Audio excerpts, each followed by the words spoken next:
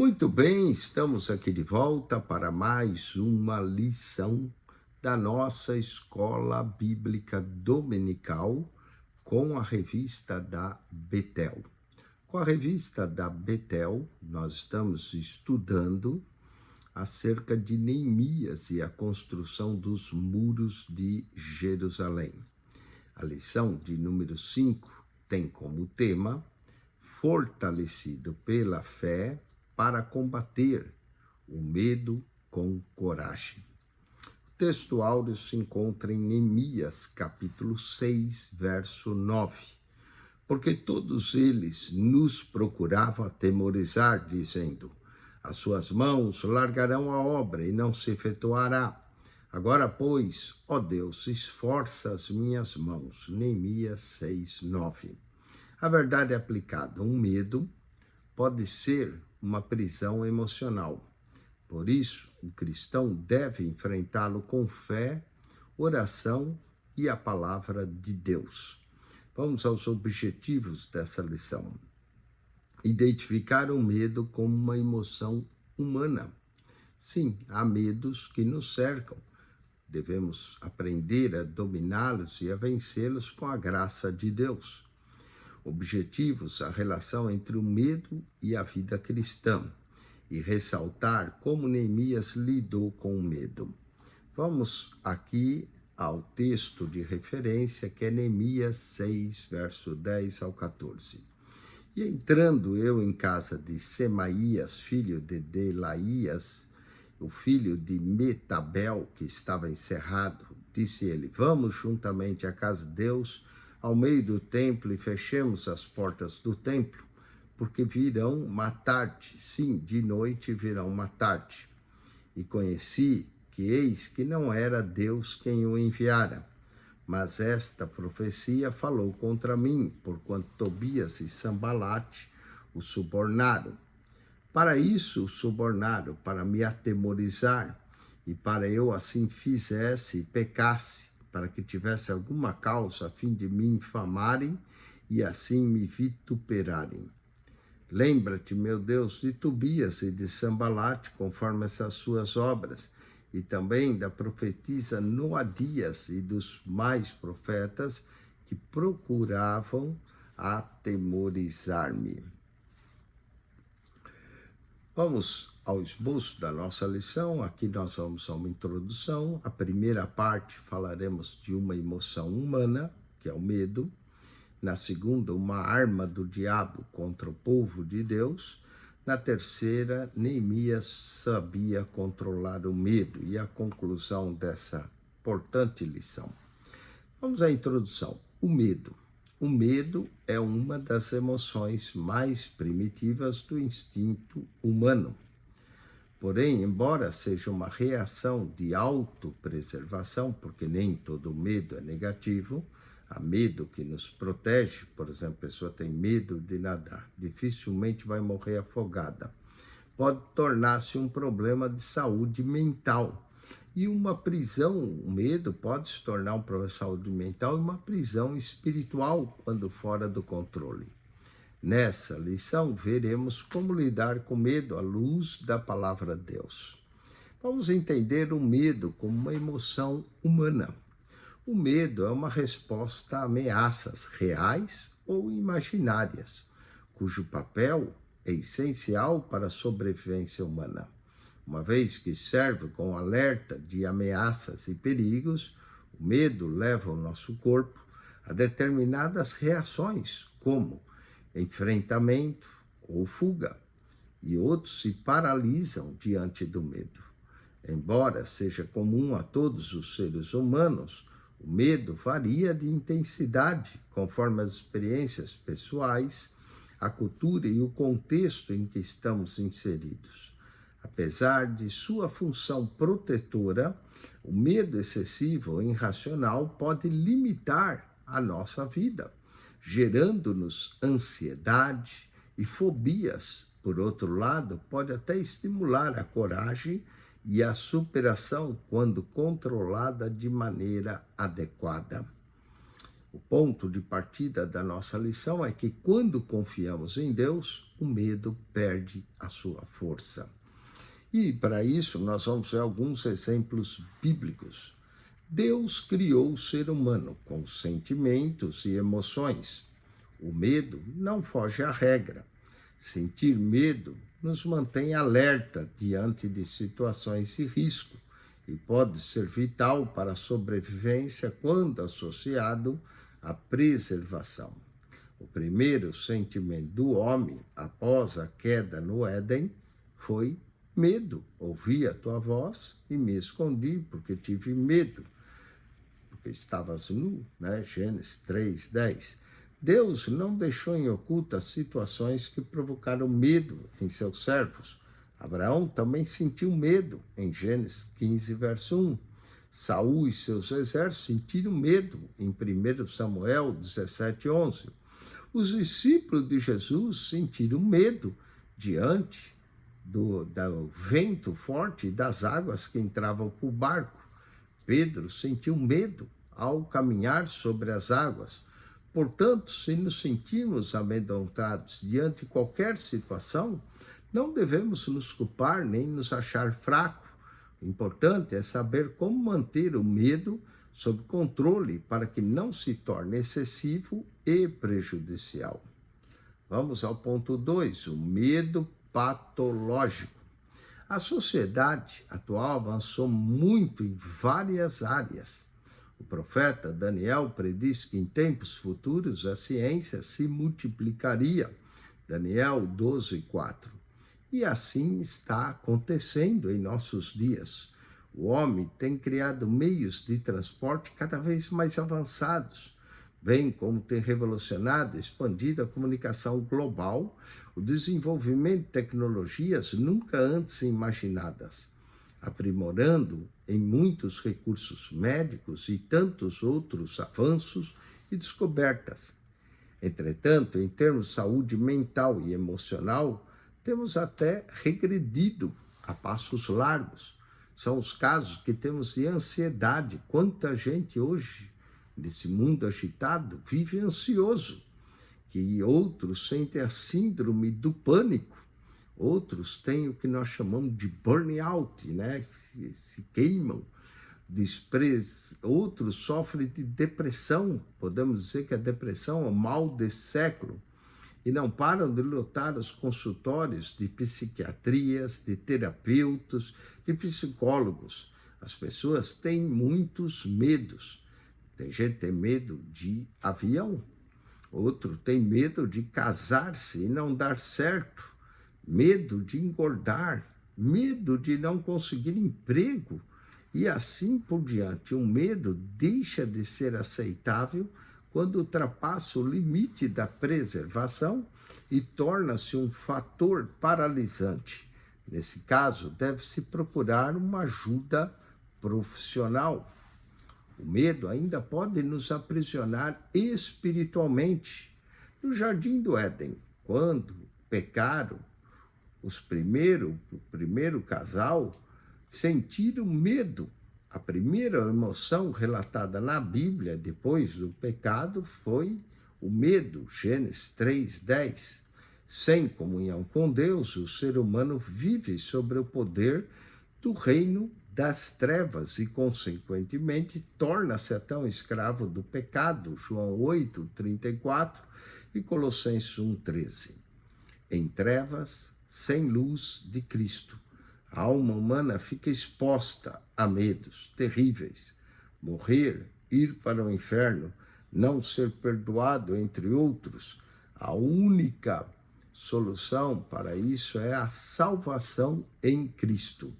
E livrar-se todos os que com medo da morte estavam por toda a vida sujeitos à servidão. Hebreus capítulo 2, verso 15.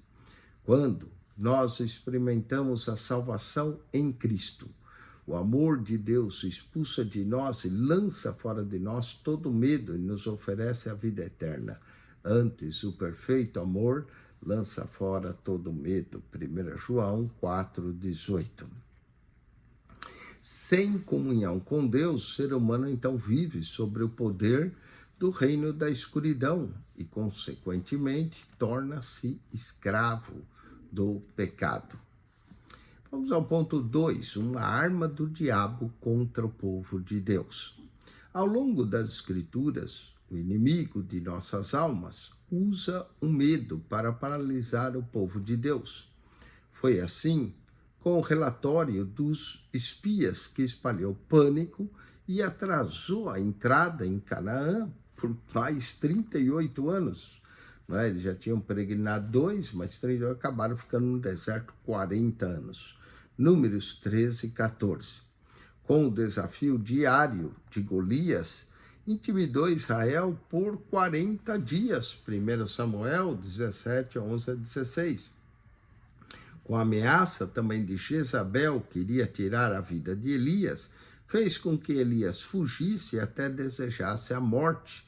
1 Reis 19, 2 ao 4.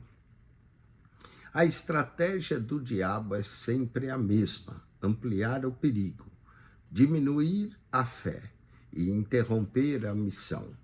Senaqueribe usou o medo para desestabilizar Israel. Deus concedeu livremente a Israel no tempo do rei Ezequias. Senaqueribe, rei da Síria, tinha um exército imbatível, com 185 mil soldados, ou seja, mais do que o suficiente para acabar com Jerusalém. Porém, em vez de atacar Israel diretamente, o rei da Síria primeiro enviou mensageiros para dizer aos israelitas para não confiar nem em Ezequias nem em Deus, porque as nações que eles dizimaram antes também confiaram em seus reis e deuses. Por que o inimigo agiu assim? Porque sabia que o medo seria uma arma eficaz para desestabilizar os oponentes antes da batalha. Senaqueribe queria que os judeus, em pânico, desesperados, brigando entre si, se rebelassem contra os seus líderes e se rendesse. Todavia, quando Ezequias buscou a face do Deus vivo de todo o coração, ele interveio e livrou o seu povo, segundo Crônicas 32, Isaías capítulo 37 e segundo Reis 19. Vamos ao ponto 2.2 da nossa lição. O medo também paralisou Israel diante de Golias. Os filisteus israelitas estavam acampados no vale de Elá, quando Golias de Gate passou a desafiar Israel, pedindo um guerreiro que enfrentá-lo em combate. 1 Samuel 17, verso 1 a 10. Golias tinha quase 3 metros de altura. E a Bíblia assim o descreve, a reação do povo de Deus. Ouvindo então Saul e todo Israel essas palavras dos filisteus, espantaram e temeram muito. 1 Samuel 17, 11. Eles fugiam apavorados, 1 Samuel 17, 24, e ficaram ali paralisados pelo medo durante 40 dias, 1 Samuel 17, 16. Foi nessa ocasião que Davi, um jovem pastor cuja confiança em Deus era maior que o medo, enfrentou e venceu o gigante Golias na força do Senhor. O medo pode tornar-se uma prisão sem muros se não reagirmos, porque só diminui de tamanho quando o enfrentamos. Os apóstolos também controlaram o medo. Depois que Jesus foi assunto ao céu, os apóstolos pregaram o evangelho em Jerusalém. Muitas pessoas se converteram. O ensino acompanhado de curas e milagres fazia com que cada vez mais pessoas tivessem interesse em ouvi-los. Atos 5, 12 a 16.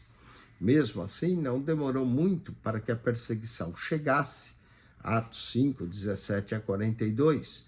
Vemos que o sumo sacerdote mandou prender os apóstolos, mas um anjo os tirou miraculosamente da prisão. E o que eles fizeram depois disso? Fugiram apavorados? Eles se esconderam?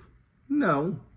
Foram pregar no templo. Então o sumo sacerdote mandou buscar os apóstolos, que foram ameaçados pelos líderes de Israel e espancados. Depois da experiência negativa, poderíamos supor que eles viveriam de forma mais discreta, com medo, evitando aborrecer os maiorais de Israel. Contudo, não foi isso que aconteceu. Pelo contrário, os apóstolos saíram de lá alegres por terem sofrido por amor a Jesus. Aleluia!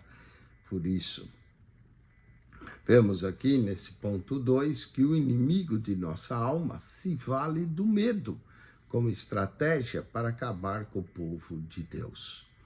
Vamos ao terceiro e último ponto da nossa lição. Neemias, que é o que nós estamos estudando, sabia controlar o medo. Durante a restauração de Jerusalém, Neemias esteve sob forte pressão dos seus inimigos, que queriam amedrontá-lo para que parasse a obra. Porém, o tempo, como copeiro no palácio, provando alimentos e bebidas para que o rei não fosse envenenado, preparou Neemias para lidar com o medo. Neemias superou o medo com fé. A partir do momento que a obra se iniciou, Sanbalate, Tobias e Gesem começaram uma guerra psicológica implacável. Chamaram os judeus de fracos, menosprezaram a qualidade da obra que estavam realizando, afirmando que uma simples raposa seria capaz de derrubar os muros facilmente. Alardearam que os inimigos viriam de todos os lugares para matar Neemias. Subornaram um falso profeta para dizer que Neemias seria morto, Neemias 6:10. Em contextos assim, de seguidos ataques verbais, muitos entram em pânico e fogem com medo de morrer. Mas Neemias tinha certeza de que aonde estava, onde Deus queria que ele estivesse, e seguiu firme no propósito que tinha no seu coração. Neemias conhecia a situação e a vontade de Deus. O medo se agiganta no quarto escuro da ignorância. Quanto menos conhecimento, mais medo. Pessoas que buscam ajuda profissional para lidar com medo de viajar de avião, por exemplo, recebem informações sobre como funcionam as aeronaves, os procedimentos de segurança, o que fazer em caso de turbulência, e a partir daí a maioria delas consegue vencer esse tipo de medo. Neemias, antes de iniciar a reconstrução dos muros, buscou conhecer o estado da cidade do povo, por isso sabia o que precisava ser feito. Neemias 2, verso 11 a 18. Mais importante, porém, é que ele conhecia a vontade da palavra de Deus, na qual baseou suas orações e súplicas. E esse conhecimento mudou tudo. Neemias 1, verso 5 a 9, Neemias 2, verso 20 e Neemias 6, verso 1 a 13. Neemias tinha certeza que Deus o havia enviado para aquela missão. Sendo assim, estava sob sua proteção e bênção. Vamos ao 3:3. Neemias enfrentou seus medos e continuou a obra. Neemias se negou a viver amedrontado e a cada nova ameaça seus inimigos orou a Deus. Como atitude prática, ele colocou guardas na construção dia a dia e noite, e armou seus companheiros assim.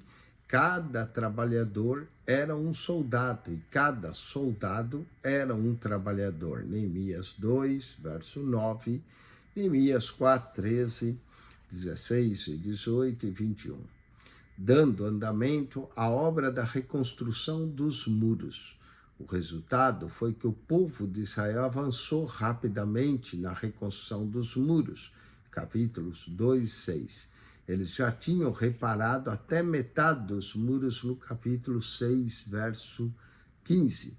E os muros estavam totalmente levantados, e isso no tempo recorde de 52 dias de trabalho. Então, algo incrível acontece. Os inimigos que agora sentiram medo e reconheceram que o Deus de Israel estava com Neemias, Neemias 6,16. É assim, às vezes o inimigo quer nos colocar medo, mas depois os inimigos acabam ficando com medo. Neemias venceu aqui o medo com fé, com conhecimento e com oração. Portanto, está aí a fórmula para vencer o medo, não é? O conhecimento de Deus, a oração, a comunhão com Deus, conhecimento da vontade de Deus.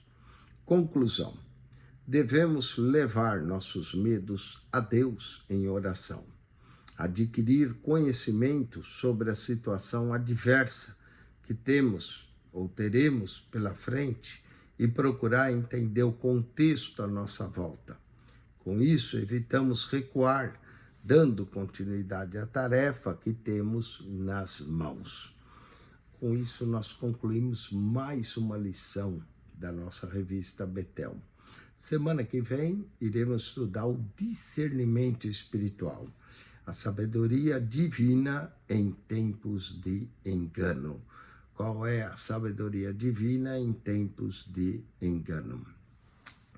Deus te abençoe ricamente em Cristo Jesus e que você ame a Escola Bíblica Dominical, porque é através dessa escola que nós crescemos. Acione nosso canal no YouTube, PR Eugênio Piacentini, o canal da Bíblia. PR Eugênio Piacentini, o canal da Bíblia. Subscreva e divulgue esse canal. Amém e amém.